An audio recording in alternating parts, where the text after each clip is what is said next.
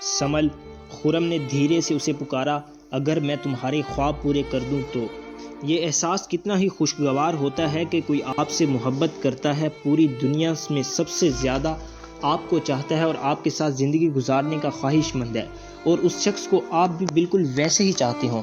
ایک دم ہی زندگی اتنی خوبصورت لگنے لگی تھی، لگتا تھا کہ ہر طرف بہار آ گئی ہو، ہر سو پھول کھل گئے ہوں، نرم نرم گھاس جو شبنم کے موتیوں سے لبریز ہو، اس پر ننگے پاؤں چلنے میں جو مزہ آتا ہے، جو لذت ہے، بالکل ویسا ہی احساس اس کو محسوس ہو رہا تھا، جیسے وہ ٹھنڈے میٹھے پانی کے چشمے کے بالکل قریب بیٹھی ہو یا پھر پھولوں سے بھرے رستے پر چل رہی ہو۔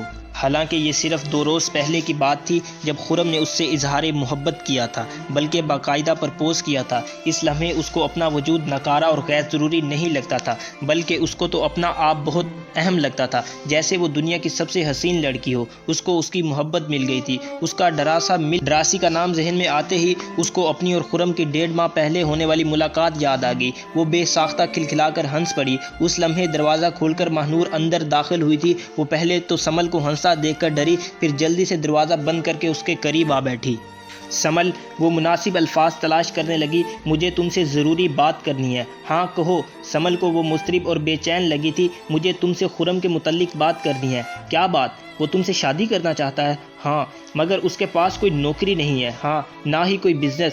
ہاں، تو کیا ڈیڈی اس کو قبول کر لیں گے؟ ہاں، وہ مضبوط لہجے میں بولی۔ سمل، میں تم سے ہرٹ نہیں کرنا چاہتی، مگر میرے خیال میں وہ محض اپنا مستقبل بنانا چاہتا ہے۔ کیا مطلب؟ سمل چونکی۔ وہ کہہ رہا تھا کہ اسے تم سے لو ایٹ فرسٹ سائٹ ہوا تھا، پہلی نظر کی محبت بیلن آف ٹرے یا انجلینا جولی یا جولیا رابرٹس سے ہو سکتی ہے، مگر ماہنور خاموش ہوگی کہ لیکن مجھ جیسی کم شکل اور اپاہج سے نہیں، سمل نے اسپاٹ لہجے میں کہا۔ سمل، وہ غریب ہے اور وہ اسے اپنی بہنوں کی شادی کرنا ہے۔ اس کی صورت میں اسے کسی ایسی لڑکی کا سہارا چاہیے جو بہت امیر ہو، ایسی لڑکی جو اس کے لیے سیڑھی بن سکے۔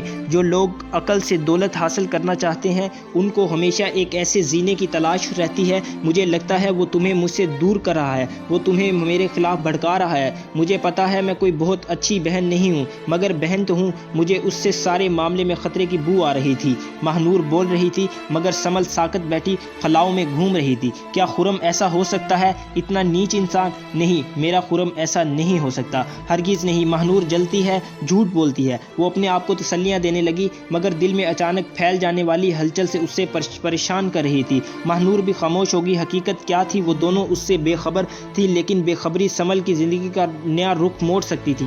اسے ایک ایسے موڑ پر کھڑی تھی جہاں سے آگے کا منظر غائب ہو گیا تھا۔ ہر سو دھند پھیلی ہوئی تھی، اس دھند میں اسے کے جگنو گم ہو گئے تھے۔ سمل، ہو سکتا ہے میں غلط کہہ رہی ہوں، ہو سکتا ہے وہ واقعی اچھا آدمی ہو، ماہنور نے تذبذب کے عالم میں کہا، لیکن مجھے کیسے پتا چلے گا؟ وہ بمشکل بول پائی۔ تم اب اس کا امتحان لو، اسے جانچو پرکھو، مگر کیسے؟ ایک طریقہ ہے کہ تم اسے بلاؤ اور ماہنور اپنی اپاہج بہن کے قریب ہو کر اسے دھیرے دھیرے سے آئندہ کا لاہے عمل سمجھانے لگی۔ وہ 17 مارچ 1997 کی ایک بہت سوگوار شام تھی کہ اس کے دروازے کی طرف پشت تھی۔ دروازے پر ہلکی سی دستخط ہوئی۔ وہ دستک پہچانتی تھی، مگر دستخط دینے والے کا صحیح طور پر نہیں پہچانتی تھی۔ دروازہ دھیرے سے کھلا، خرم کی مخصوص خوشبو اس کے نتھنوں سے ٹکرائی اور اس کی موجودگی کا پیغام دینے لگی۔ اس لمحے سمل کا دل بھٹکنے لگا، اسے ماہنور کی باتیں جھوٹ لگنے لگیں۔ بھلا خرم جیسا بندہ اس کے ساتھ ایسا کیوں کرے گا؟ وہ اتنا اچھا، اتنا سویٹ ہے، کیا ضروری ہے کہ وہ لالچی ہو سکتا ہے اسے واقعی مجھ سے محبت ہو، ایک کم شکل اور اپاہج لڑکی سے محبت، وہ بھی پہلی نظر کی۔ کوئی جیسے اس کے اندر ہنسا تھا۔ السلام علیکم، اسے اپنی پشت پر خرم کی آواز سنائی دی۔ وعلیکم السلام، وہ ٹھہرے ہوئے لہجے میں بولی۔ خیریت؟ تم نے مجھے یہاں کیوں بلوایا؟ ہاں، اس لمحے اس نے فیصلہ کر لیا۔ ماہنور کو غلط فہمی ہو گئی، مگر پھر بھی اسے تسلی کے لیے اس کو میں ضرور آزماؤں گی۔ خرم، میں نے تمہارے پرپوزل پر بہت سوچا اور اب مجھے ایک ہی حل نظر آتا ہے۔ کیا؟ میں تم سے شادی کے لیے تیار ہوں، مگر ایک شرط ہے۔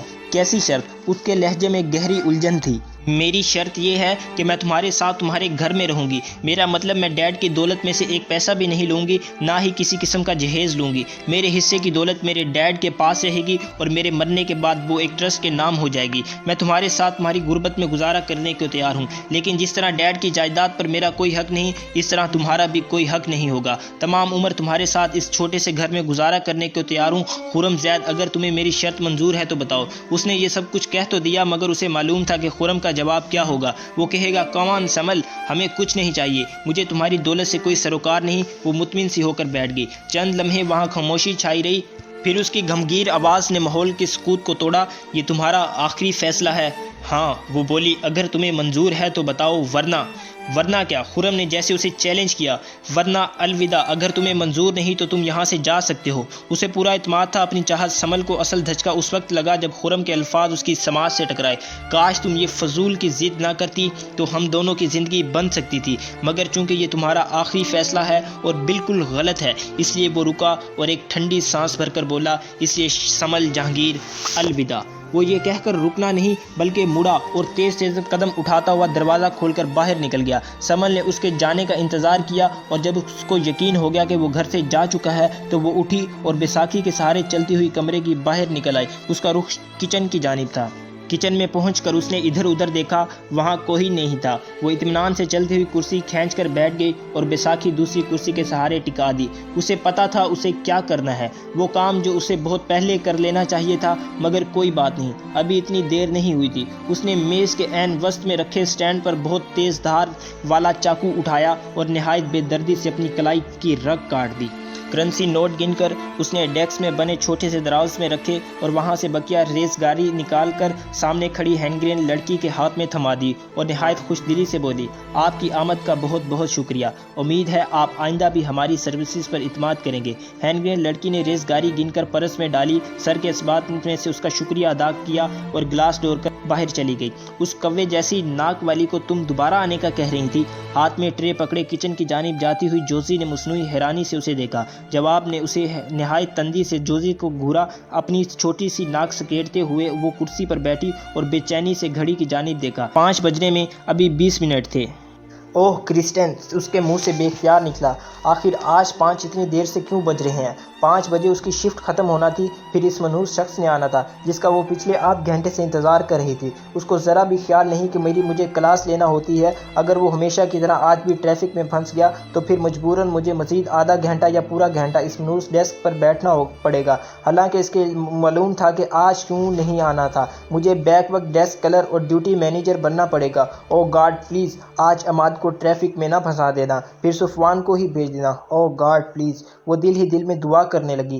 کیا مصیبت ہے؟ وہ بری طرح جھنجھلا گئی۔ آج میری اتنی امپورٹنٹ کلاس ہے اور عماد کو آج ہی لیٹ ہونا تھا۔ عمر کو اس ہفتے ہی اسکول پر ایڈنبرا جانا تھا۔ اس شخص کو یہیں بیٹھ کر مجھے گھورنا تھا۔ اب اسے سامنے ریسٹورنٹ میں بیٹھے اس ہینڈسم سے لڑکے پر غصہ آنا شروع ہو گیا تھا جس کو وہ مسلسل 5 دن سے دیکھ رہی تھی۔ وہ شکل سے ایشین لگتا تھا، اس کی آنکھوں میں عجب سی چمک تھی جو کرسٹن کے پریشان کر رہی تھی۔ 2 دن پہلے جب عمر یہاں تھا تو اس نے عمر کو بتایا تھا کہ ایک روز ایک آدمی ریسٹورنٹ میں آتا ہے، چائے پیتا ہے، مجھے گھورتا ہے اور پھر چلا جاتا ہے، مگر عمر نے اس بات کا کوئی نوٹس نہ لیا تھا۔ اس نے گھڑی پر ٹائم دیکھا، 5 بجنے میں 5 منٹ تھے، ابھی تک عماد نہیں آیا تھا۔ لعنت ہے لیڈیز کی ٹریفک پر، وہ غصے میں بڑبڑائی۔ اسے سوئچ بورڈ پر بیٹھنا ذرا بھی اچھا نہیں لگتا تھا۔ ایک دم ہی وہ کرسی سے اٹھ کھڑی ہوئی جہاں سے اس نے اپنا بیگ ڈیسک سے اٹھایا اور کندھے پر لٹکایا۔ بھاڑ میں جائے ہوٹل اور بھاڑ میں جائے عماد۔ وہ تیز تیز قدم اٹھاتی ہوئی داخلی دروازے کھول کر باہر نکل گئی۔ کونے والی میز پر بیٹھا ہوا وہ لڑکا اٹھا، اس پر اعتماد قدموں سے چلتا ہوا فرنٹ ڈیسک کے پیچھے موجود کرسی پر آن بیٹھا۔ تقریباً 5 منٹ بعد اسے ہوٹل سے باہر پارکنگ لاٹ میں تیزی سے داخل ہوتے ہوئے ایک ریڈیو پورٹ شیشے نظر آئے۔ عماد بالآخر آ چکا تھا، البتہ یہ گاڑی شاید اس کے ابو کی تھی۔ گلاس ڈور کھول کر وہ اندر داخل ہوا تو فرنٹ ڈیسک پر ایک نئے چہرے کو دیکھ کر بری طرح چونکا۔ کون ہو تم؟ 18 سالہ عماد ابرو چڑھا کر پوچھنے لگا۔ آپ عماد ہیں؟ اس نے الٹا سوال کر دیا۔ یس، لیکن تم؟ مجھے مس کرسٹن نے اپنی جگہ کچھ دیر کے لیے بیٹھنے کو کہا تھا، اس کو ضروری جانا تھا، اس لیے وہ مجھے یہاں بٹھا کر چلی گئی اور جب تک آپ نہ آئے میں ادھر بیٹھا رہوں۔ وہ سیٹ سے اٹھتے ہی شائستگی سے بولا، اوہ ہاں، وہ ٹریفک میں پھنس گیا تھا۔ عماد کچھ کھنسا سا ہو کر بولا اور جگہ سنبھال لی۔ وہ جنرل مینیجر تھا، مگر چونکہ ڈیسک کلرک نے آج نہیں آنا تھا اس لیے اسے اس نشست بھی سنبھالنا تھی۔ اتنے دن اتنے میں فون کی گھنٹی بجی۔ اس نے سب سے پہلے عمار سے اپنا ہاتھ بڑھایا اور سامنے کھڑے 22-23 برس کے لڑکے نے نہایت پھرتی سے فون اٹھایا۔ Good afternoon. دوسری طرف سے استفسار پر اس نے ڈبل بیڈ روم کا کرایہ بتایا اور پھر بکنگ لے لی۔ اتنے پیشہ ورانہ انداز پر عماد ہکا بکا رہ گیا۔ فون بند کرنے کے بعد اس نے جنرل مینیجر کی طرف دیکھا اور مسکرایا۔ تم کس ہوٹل میں کام کرتے ہو؟ عماد نے اجنبی لڑکے کو قدرے دلچسپی سے دیکھتے ہوئے پوچھا۔ فی الحال تو فارغ ہوں۔ پاکستانی ہو یا عرب؟ پاکستانی۔ نام کیا ہے تمہارا؟ خرم زید۔ وہ مسکرایا۔ او ویل مسٹر زید، تمہیں ہوٹل میں کام کرنے کا تجربہ ہے؟ میں ٹین ایج سے یہی کر رہا ہوں۔ اس کے علاوہ میں نے پاکستان سے ہوٹل مینجمنٹ میں ماسٹر کیا ہے۔ خرم کو معلوم تھا کہ اس کی ڈگری انگلینڈ میں تسلیم نہیں کی جاتی۔ تم کرسٹن کے بوائے فرینڈ ہو؟ No, I am just a friend. تم اگر شام تک بلکہ 9 بجے تک ریسیپشن پر کام کر سکو۔ عماد اپنی جان چھڑا رہا تھا۔ نو پرابلم، وہ مسکرایا۔ او تھینکس، عماد اس کا مشکور ہوا۔ کام تو تم سمجھتے ہو نا؟ خرم نے اثبات میں سر ہلایا۔ عماد نے اس کی آئی ڈی چیک کر کے اپنی تسلی کر لی۔ میں اندر آفس میں ہوں، رائٹ؟ عماد اٹھتے ہوئے بولا۔ اسے محض 4 گھنٹے کے لیے ایک نیا لڑکا ہرگز نہ رکھنا پڑتا کیونکہ چھٹی نہ کرتا۔ جب عماد چلا گیا تو خرم نے فون اٹھایا اور ایک نمبر ڈائل کیا۔ سلسلہ ملنے پر بولا، میں خرم بات کر رہا ہوں۔ I am really grateful to you, کیونکہ میری وجہ سے تمہیں چھٹی کرنا پڑی اور اپنے باس سے جھوٹ بولنا پڑا۔ ہاں مجھے ڈیل یاد ہے۔ مجھے ادھر کام کرنے کے 30 پاؤنڈ ملیں گے، آدھے یعنی 15 تمہارے 15 میرے۔ تھینکس۔ الوداعی کلمات کہہ کر خرم نے فون رکھ دیا کیونکہ اس کا روم میٹ تھا۔ میرا نام خرم زید ہے۔ ہوٹلز کی ایک چین بنانا میرے خوابوں میں سے ایک تھا، بلکہ شاید میرا سب سے بڑا خواب تھا۔ میں نے آنکھ کھولی تو اپنے ارد گرد کے لوگوں کو چھوٹی چھوٹی خواہشات کے حصول کے لیے ترستے دیکھا۔ میں گھر میں اپنے والدین کے بعد سب سے بڑا تھا۔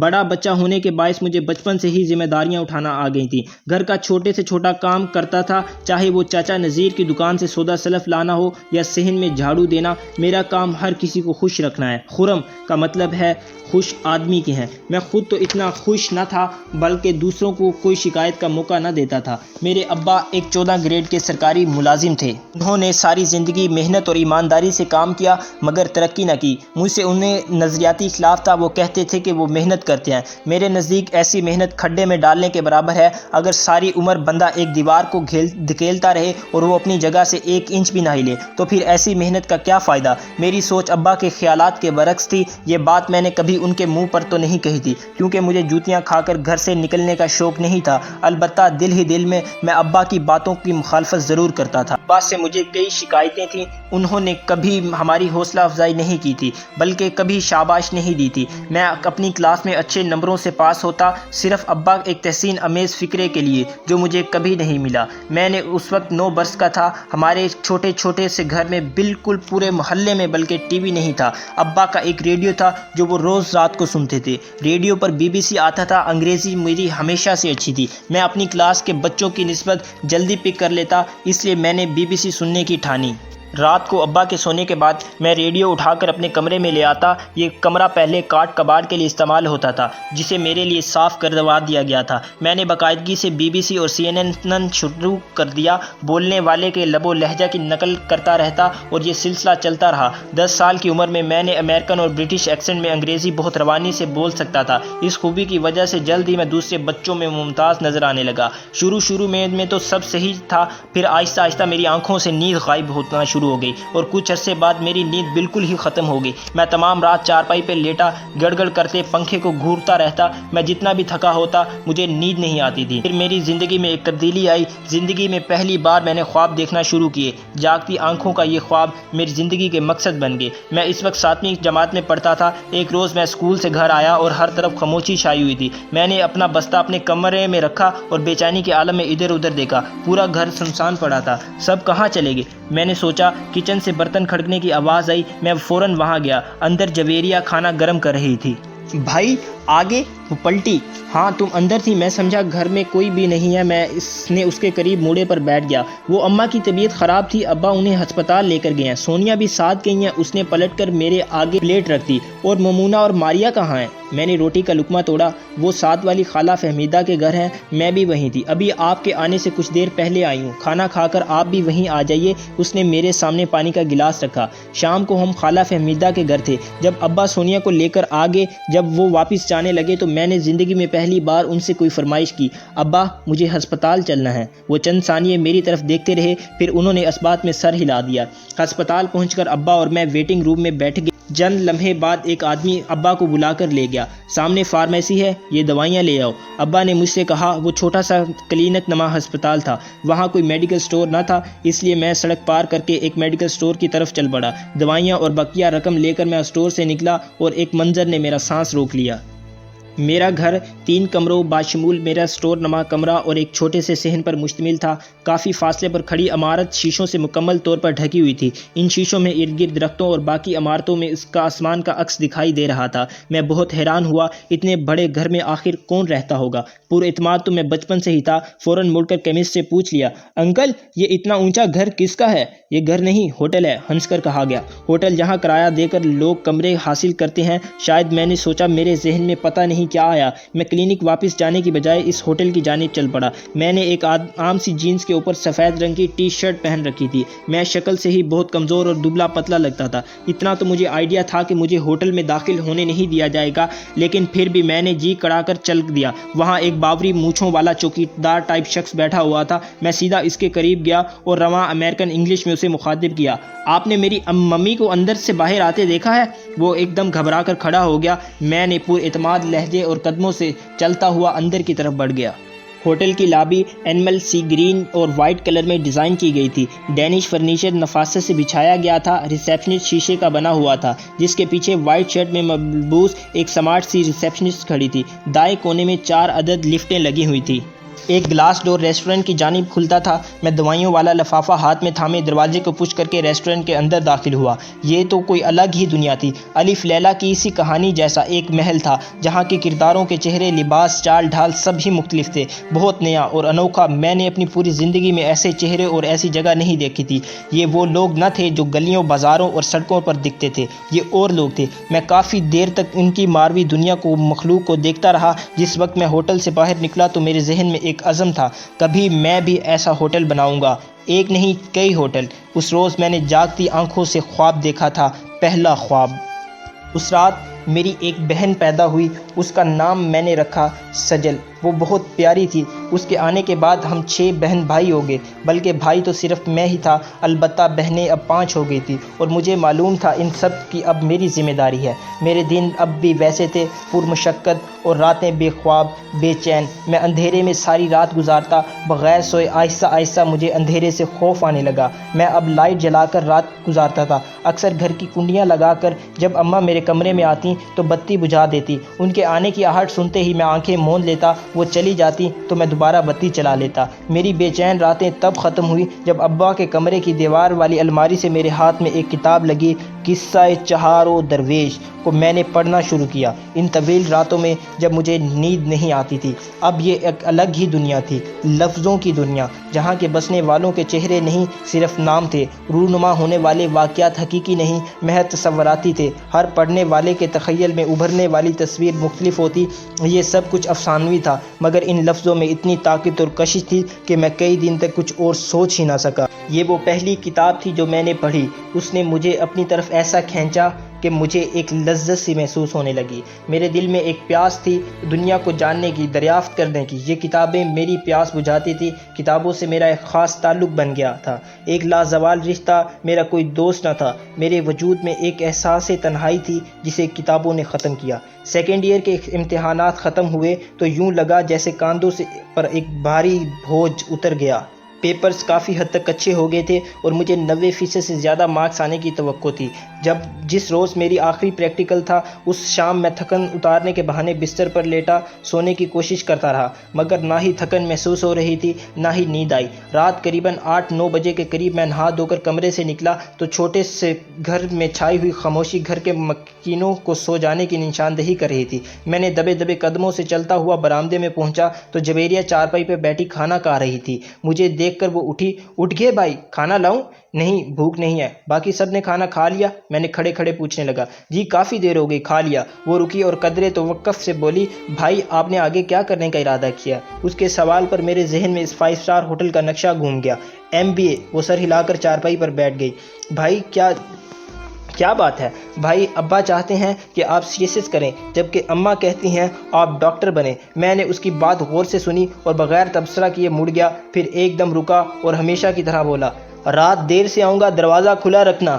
وہ جانتی تھی میں لائبریری جا رہا ہوں۔ میں گھر سے نکلا بھی اسی ارادے سے تھا، مگر آج کچھ پڑھنے کو جی نہیں چاہ رہا تھا۔ جویریہ کی کہی ہوئی بات میرے کانوں میں گونج رہی تھی۔ ابا چاہتے ہیں آپ CSS کریں۔ ابا کا بہت روب تھا، ان کا حکم کوئی نہیں ٹال سکتا تھا۔ اگرچہ میں ان کو بار بار بتا چکا تھا کہ میں MBA کرنا چاہتا ہوں، ابا نے میری کبھی حوصلہ افزائی نہیں کی تھی، کبھی بھی میری کامیابی پر نہیں سراہا تھا۔ اسے سب کے باوجود میں دل جمی سے پڑھتا رہا۔ اب جب میری زندگی میں سب سے اہم فیصلہ کا وقت آیا تو ابا اس میں اپنی مرضی چلانا چاہتے ہیں۔ میں سڑک کے کنارے بیٹھ گیا اور ٹریفک کے تصادم کو دیکھنے لگا۔ اگر میں CSS میں کامیابی حاصل کر لوں گا، بلکہ ٹاپ بھی کر لوں گا، تو کیا ہوگا؟ فارن افیئر، بیوروکریٹ یا پولیس؟ اب ان سب پر میں پرآسائش زندگی تھی، مگر یہ میری خواہش نہ تھی۔ تم MBA کرو گے؟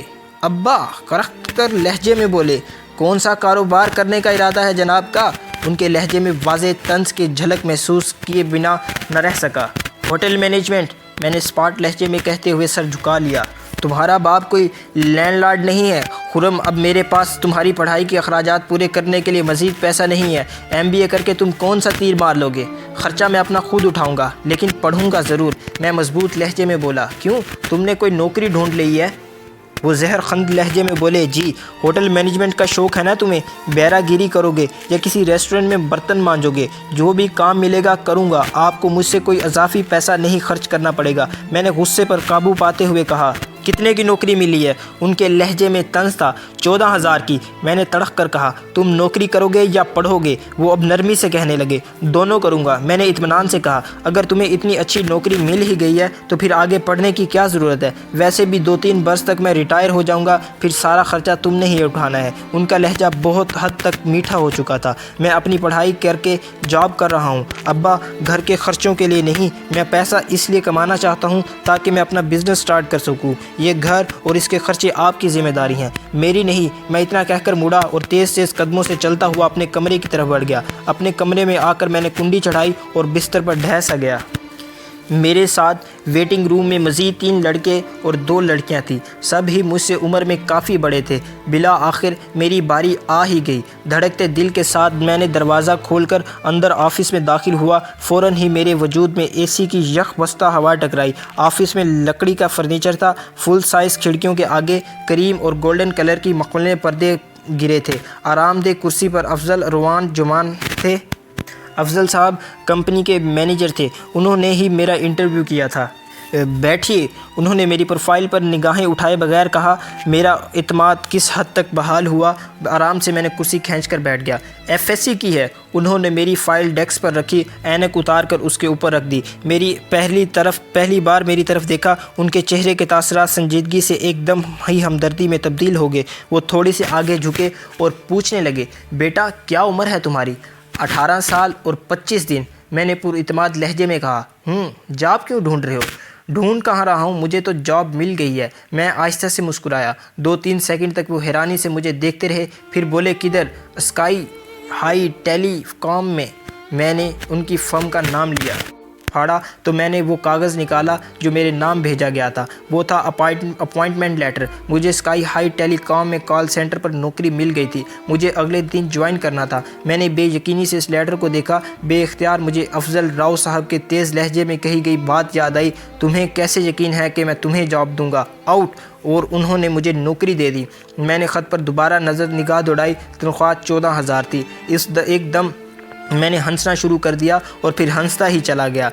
شام 5 بجے سے صبح 5 بجے تک بلا ناغہ میں نے کال سینٹر جانا شروع کر دیا۔ کام اتنا زیادہ نہیں ہوتا تھا، کام زیادہ نہ تھا، مگر ہوٹل مینجمنٹ کی طرح گھنٹے بہت لگانے پڑتے تھے۔ اکثر 1-1.5 گھنٹے کی توقف سے ہی فونز آتے۔ اس کے علاوہ کچھ دوسرے کام بھی ہمارے ذمہ تھے۔ میرے دونوں ساتھیوں نے یکے بعد دیگرے جاب چھوڑ دی، کوئی 12 گھنٹے، اور وہ بھی رات کو جاب کرنے پر تیار نہ تھا۔ اتنی وجہ سے تنخواہ بہت پرکشش تھی۔ میں نے صورتحال دیکھ کر اس سے فائدہ اٹھانے کی ٹھانی اور مینیجر صاحب کے سامنے ایک تجویز رکھ دی۔